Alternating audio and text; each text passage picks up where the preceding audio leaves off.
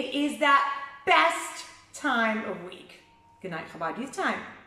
And I'm sure wherever you are, somewhere in Melbourne, you have your teeth brushed, you are freshly scrubbed, you're wearing your favorite PJs, or maybe not your favorite, but really fresh ones. And you've maybe even said Shema already, and you're ready for a good night Chabad Youth story, which obviously is the best time of week. So join me, because tonight we're actually going to be meeting a new friend. And this time it's not an imaginary friend, and it's not a friend who's coming to teach us a lesson or something like that the author created for us that's fiction, if you remember what fiction means, right? That's made up to teach us something.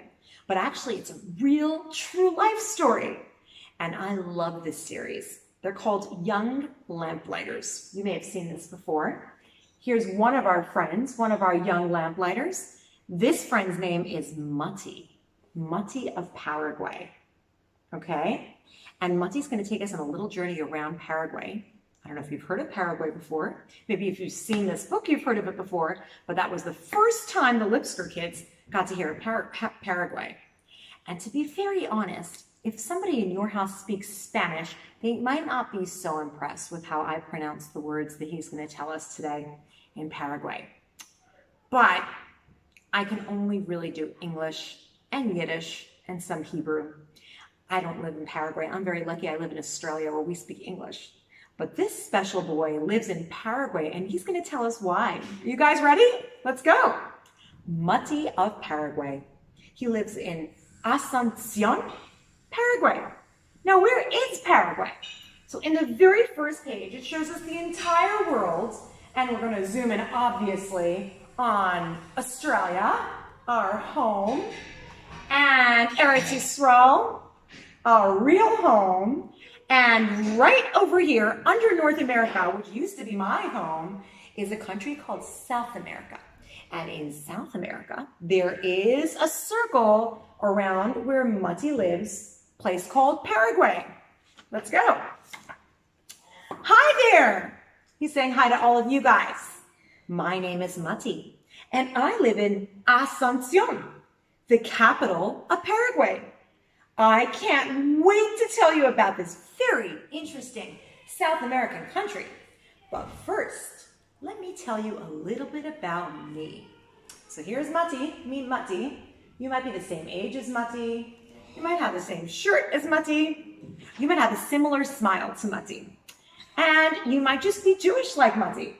You'll never guess what kind of alarm clock I have. No matter how early I wake up in the morning, there's always someone up earlier than me. Well, not exactly someone. You see, I have a chicken coop in my backyard. I wake up every morning to the sounds of the birds chirping in the trees that surround my yard, and of course, to the sound of the rooster. Cock-a-doodle-doo! How many of you guys want to try having an alarm clock of that sort? That would probably be a very exciting feature in Melbourne. A cock-a-doodle-doo alarm clock, but a real one. Guess who takes care of the chickens? Me! I make sure they have enough food and water, that they're protected from the rain and the sun, and that there are no animals around them that might bother them. I can even understand chicken language. I know what their sound when they're saying, I'm hungry, or the sound that they make when it means, I'm sad. Isn't that amazing? I've never heard of chicken language before. I make sure to spread seed on the ground for my chickens to eat before I eat my own breakfast. It's a mitzvah to feed your animals before you feed yourself. Now that's a really special mitzvah, but not all that many people get to practice it. Here's the morning in Mati's yard. You see Mati hanging out with his chickens, feeding his chickens even before he eats breakfast. Imagine he wakes up super hungry and he thinks, first, I'm going to feed my animals, and only then. A few weeks ago, I went outside to feed the chickens when I saw something white sticking out of a crack in the ground. It was an egg. I ran and called my 4 sisters to come look. My mother followed too. Mommy, can we make an omelet with it? My 4-year-old sister Blummy asked. We can make an omelet with the eggs that we buy from the grocery store, said Mommy. But we cannot touch this egg. In the next few weeks, the hen will lay more eggs. Then she'll sit on them for a few more weeks, and then the eggs will hatch into, what do chicken eggs hatch into? Little baby chicks. You just have to be patient. This is very exciting. And that's exactly what happened. The hen laid another egg every day. And only when she'd laid 12 eggs did she finally sit on her eggs. Have you ever seen a hen sitting on her eggs? It's fascinating. The hen doesn't move from her position for 21 days. Now, boys and girls, try imagining sitting in the same position now for 5 minutes. How about 10 minutes? How about 15? How about a whole day? This mommy hen is going to sit not just one day, but 21 days. I get tired after sitting in the same place for 21 minutes. She warms the eggs with her body heat. Hashem makes sure her body heat is the perfect temperature to incubate the eggs. I made sure to bring her food and water, and she sat and sat and sat. In these two pictures, Mati is going to show us how he's feeding the nesting hen and how every day she was laying another egg. It's a bit tricky to see the eggs, but maybe if you look super close, you can spy them. Those hens and chickens in his backyard, those eggs waiting to hatch. After waiting for 21 days, we were so excited we thought we were gonna pop. Finally, the eggs hatched 12 adorable yellow chicks. Our whole family was in awe. The chicks were so tiny. Only a few minutes after they hatched, they were already able to stand up on their 2 legs and ran around the yard. They jumped around their mother and looked for seeds to eat. Can you imagine a newborn baby running and jumping the minute after it's born? Newborn chicks, just a few hours after they're born, are already standing. How amazing are Hashem's miracles. And how cute and fluffy are those chicks. But enough about chickens. I still haven't told you anything about the very interesting country I live in, Paraguay. Do you remember where that is? In South America. Paraguay is right in the middle of South America. There are only 1,000 Jews in the whole Paraguay. Now, 1,000 sounds like a lot, but if you compare it to how many Jews live in the whole Melbourne, it's like really a little bit. It's less than the amount of Jews in even some of the small communities in the United States or even in Melbourne. My parents came to Paraguay as the Chabad shluchim there 9 years ago, just before I was born. Why did they go the whole way to Paraguay? In a place where there aren't that many Jews. They came to teach Torah to the Jews of Paraguay. We don't care if there aren't that many Jews in Paraguay. Every single Jew is precious. My father is a sheikhet. He learned how to be a sheikhet before we left for Paraguay. We knew there wouldn't be any kosher meat in Paraguay. Without my father, none of the Jews in Paraguay would have kosher meat. We can't get kosher dairy products in Paraguay. We bring milk from the village ourselves, and we watch the milking. And do you know what happened, boys and girls? When a Jewish boy and a Jewish mom go together to watch the milking, that makes the milk Chalav Yisrael. My mother makes all her own dairy products from this milk. His mother must be a pretty amazing cook. And it's not just on Shavuos that she has fun. She has to do it all the time. Here's her family, all her kinderlach, who are sitting together. They look super excited. In the picture it says, "Yay, we're going to the village." This morning when we finished eating breakfast, my father asked us a question. Who remembers where we're going today, he asked? To the village, to bring milk. You saw how excited they looked in the picture. Don't forget that Shavuos is coming. In this story, it was just coming. By us, we finished it pretty recently. We need double the usual amount of milk so we can make milchik treats for the holiday. My stomach was already rumbling thinking of my mother's cheesecake. We all love going with my father to get the milk. My older sister, Hannah, my younger sisters, Devorah, Lumi, and Shayna, and of course, me. Only baby Mendy stays home with my mother. He's luckily too young to know what he's missing. Before we leave home, we cover ourselves with mosquito repellent. That means they spray all over them to make sure that bugs and mosquitoes don't come and give them a lot of bites. Do you know why? There are lots of mosquitoes in Paraguay. And some of the mosquitoes are poisonous. They never leave the house before they spray bug repellent. That's a pretty serious job. On their way, we pass men and women and even children carrying baskets on their heads. Those baskets are full of a type of cornbread and a very popular Paraguayan food. I once tried to carry a basket on my head like the Paraguayan children do, but it fell off after 5 seconds. If you have any balancing tips, please let me know. Do you want to try carrying this basket on your head? Can you see? You guys can try balancing books on your head if your mother doesn't want you to balance some bread baskets on your head. But it's definitely a fun activity to try tomorrow. Tonight we're going to go to sleep super soon. We stop next to a traffic light and a bus full with people stops for us. In Paraguay, you don't have to use the bus stop. You just flag down a bus wherever you are and it stops for you, almost like a taxi for just you or an Uber. But don't get too excited. The buses are so old, it's hard to believe they're still riding. They look like they belong in a museum. In his house, they even got a well. There's a lot of things in Paraguay that are really old. Do you see that museum-looking bus? And that beautiful well that you can draw water from? He's lucky he doesn't just get water from there. Now his family is going to be walking closer, and here they arrive at the village. From far, we can already see, I hope I'm going to pronounce this right, Cachiti. Do you want to try saying that? Cachiti is a 6-month-old calf whose mother gives us milk. A calf's a baby cow. We haven't seen him in so long. He's gotten so big. I run over to him and tug at the rope that's tied around his neck. He follows me down the dirt road towards the house. Carmen, the villager, greets us at the door to her house. Hola, she says, which means hello in Spanish. Spanish is one of the official languages of Paraguay. I answer Carmen in her native language. It's a different language. It's another official language. I hope I'm going to pronounce this right. By Chabad. Heta combina. This means we need a lot of milk. Carmen smiles widely as she hears me speaking her language. I only speak a few words of that language. At home, we speak Hebrew. I go to school online, virtual school, through the computer.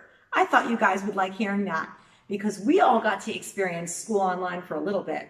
Mati here, who's pictured there with that cow that we just introduced you all to, he learns online always. That's how he goes to school. And he never gets to go to school after a few weeks of being stuck on the computer. Carmen sits near the cow and begins to milk her. My father watches the milking while we all stand on the side and watch the pail practically overflow with milk. Well, we did ask for a lot of milk. Then Carmen lets me milk the cow by myself for my very first time.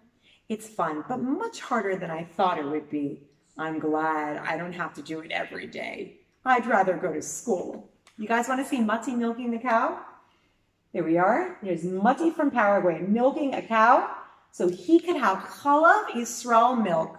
Imagine if instead of walking down the street to Tempo, all you had to do to get milk was go the whole way to a farm and milk a cow. We are reading about some very special kids. We pour the milk into the buckets we bought from home, and my father pays Carmen. Muchas gracias, which means thank you very much in Spanish. She walks us to the exit and she waves goodbye. I only wish we could take Cachiti home with us. Look at all these buckets. They're getting ready to take home with them. And it's all Chalav Yisrael. We don't pass any parks or playgrounds on the way home. That's because there aren't any in our city. Imagine? But there are nice places we go to relax. Like there's a pretty lake. Sometimes we rent a boat there and we sail along the riverbanks. Here he is. He's not inside the boat. That's probably why he's standing on the edge. But I couldn't even imagine when I read that, thinking about what it means not to have any parks near your house. It's very special that these people choose to live in a place that's not as fun as places like where we live, where we have Chalav Yisrael milk down the street and parks right around the corner. We're very lucky. We should be very grateful. We're home.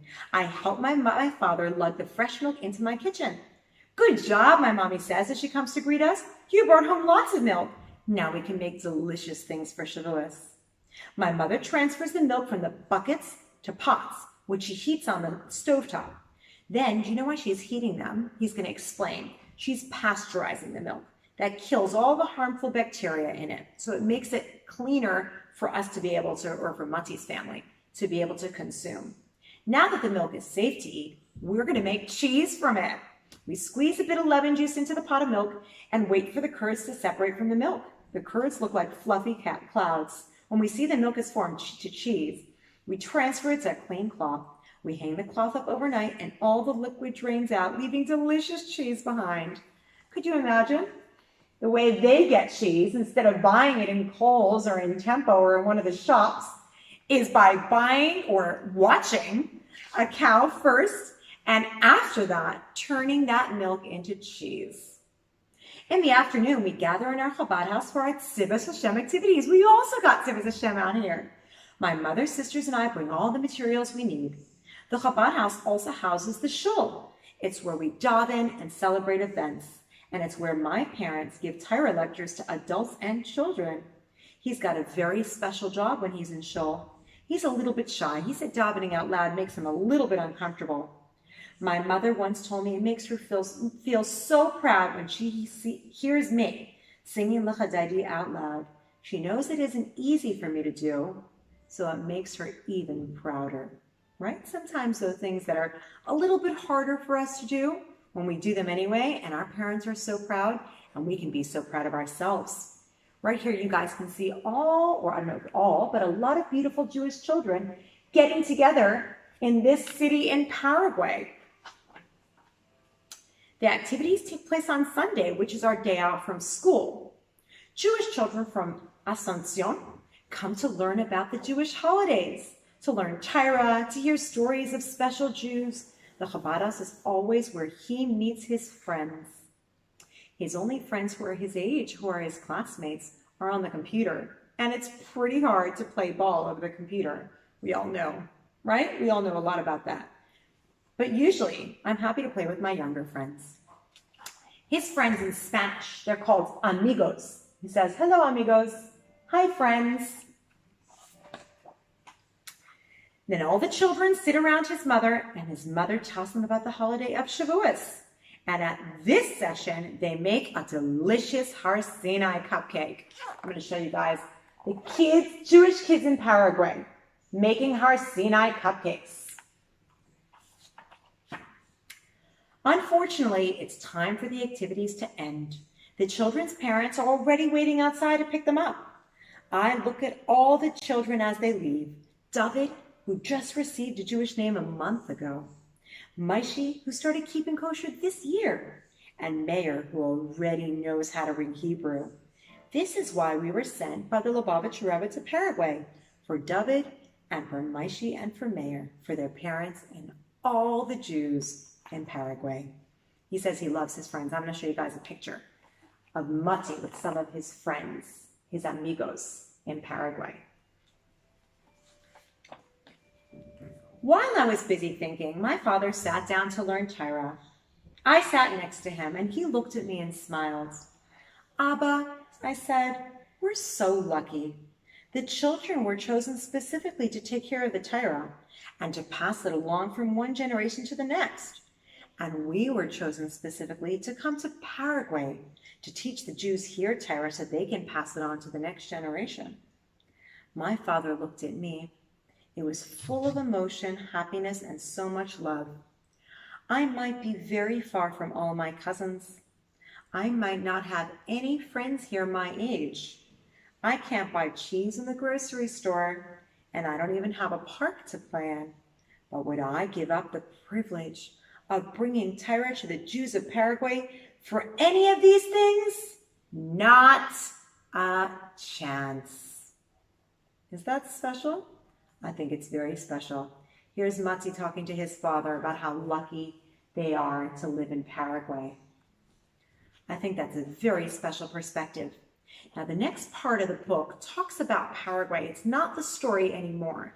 It just says lots of cool facts about Paraguay. Because it's bedtime, we don't really have time to read all of them. But I'm just going to choose one detail and I'll read it to you. Okay?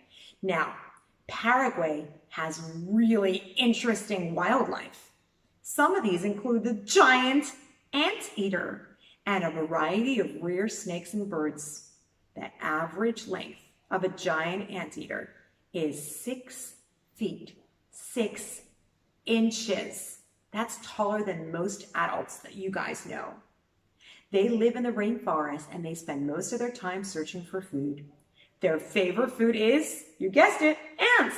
The giant anteater can eat 30,000 ants per day and a few thousand ants in only 1 minute. How crazy is that? That's just one tiny fascinating fact about Paraguay. But all around the world, in the beautiful Paraguay, you see some of the mightiest waterfalls in the world in this picture, are little boys like Mati and their families, and beautiful girls like Mati's sisters and their families, and they are living in places so far that you might never even visit there because they want to make those boys and girls so lucky to also learn about the beautiful Yiddishkeit, the beautiful Torah, and the beautiful mitzvahs we have. So with that, all you lucky boys and girls, you can thank Hashem that we live in such a special country like Melbourne and have so many beautiful friends that you're going to see in just a few hours when you go back to school live tomorrow, in Meretz Hashem, not on the computer. And in that case, you can thank Hashem so much and be grateful for your special family, for your kosher food, for the eggs that you can buy right down the street, for the kosher milk, for the parks, for all the beautiful things Hashem has given you. And say a Shema and have a wonderful night. Good night, Chabad youth.